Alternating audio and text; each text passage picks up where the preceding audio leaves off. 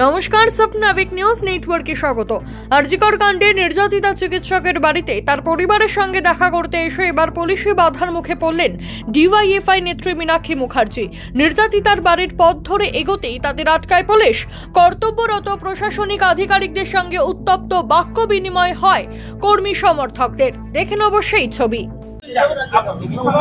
সেটা তো বলেনি, প্রথমে বলেছেন উপরে অর্ডারটা দেখান যে বারো আছে।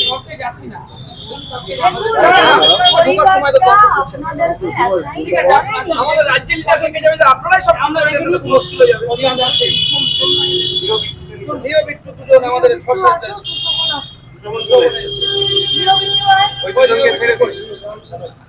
সবই যদি আপনারা ঠিক করে দেবেন, আমরা কোঅপারেট করছি, আপনারাও কোঅপারেট করুন।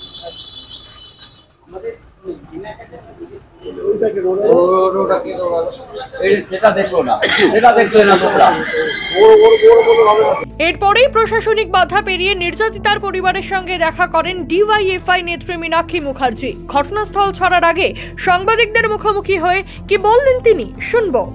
ডাক্তারবাবু, তার মা, তার বাবা, আমরা এসেছিলাম, সেদিনও হসপিটালে ছিলাম।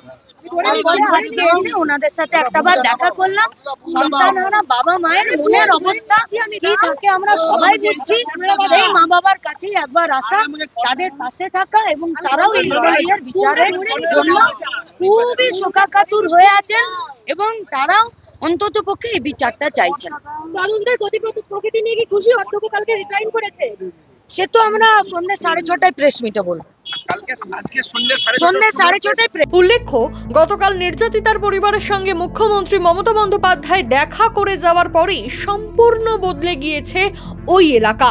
ধুরি, বিশেষ করে চিকিৎসকের বাড়ির সামনের রাস্তার চিত্র।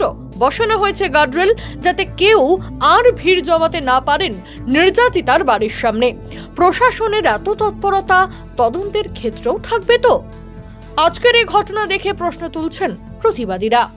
চন্দন সেনগুপ্ত ও রাজা দে, স্বপ্নাবিক নিউজ, সোদপুর। সমস্ত খবরের আপডেট পেতে লাইক করে সাবস্ক্রাইব করুন স্বপ্নাবিক নিউজ। সেই সঙ্গে বেল বাটন প্রেস করতে ভুলবেন না।